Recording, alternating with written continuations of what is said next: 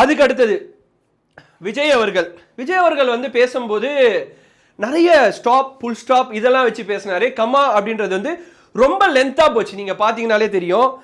Central government வந்து once இந்த கேஸ்குள்ளே வந்த பிறகு நிறைய மாற்றங்கள் நடந்தது.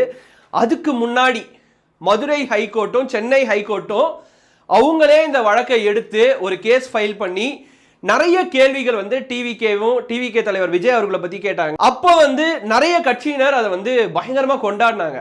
பட் ஒன்ஸ் சுப்ரீம் கோர்ட் உள்ள வந்த பிறகு எதை பேஸ் பண்ணி இந்த கேஸை ஃபைல் பண்ணீங்க, என்னென்னலாம் நீங்கள் வந்து ஆதாரம் வச்சுருக்கீங்க, இதுக்கு மேல்பட்டு நீங்கள் இதை விசாரிக்கக்கூடாது அப்படின்னு சொல்லி அவங்க சிபிஐ வந்து இதை கேஸை மூவ் பண்ணும்போது டிவிகே தரப்பில் இதை வந்து பயங்கரமாக செலிப்ரேட் பண்ணாங்க. ஸோ இது மாற்றி நடக்கும்போது சிஎம்ஐயே கேள்வி கேட்டார். அப்போ நீங்கள் ஏன் பதில் எதுவும் சொல்லலை?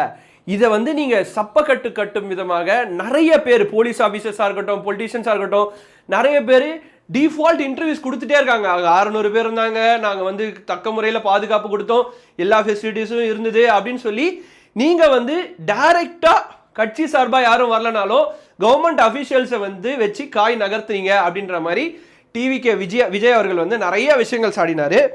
அதுக்கப்புறம் நாங்கள் யூஸ்வலாகவே இப்போ என்னை பார்க்க வர கூட்டம் வந்து அதிகமாக இருக்கும் அப்படின்றத என் மனசு உணர்ந்து நான் பெரிய இடம் தான் கேட்டேன். பட் எங்களை மாதிரி ஆட்களுக்கு பெரிய இடம் தரது கிடையாது.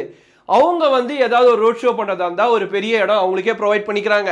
இதுவும் இந்த விபத்துக்கு ஒரு முக்கியமான காரணம் அப்படின்னு சொல்லி விஜய் அவர்கள் சொன்னார். ஸோ இது எல்லாமே எந்த கட்சி நிர்வாகிகள் கூட்டத்தில் புஷி ஆனந்தா இருக்கட்டும், அதுக்கப்புறம் வந்து ஆதவ் அர்ஜுனா அவர்களாக இருக்கட்டும், டிவிகே விஜய் அவர்களாக இருக்கட்டும், எல்லாருமே பயங்கரமாக கோபமாகவும் விரக்தியோட இந்த 41 பேர் இறந்த ஒரு துக்கத்தோட பேசுகிறாங்க.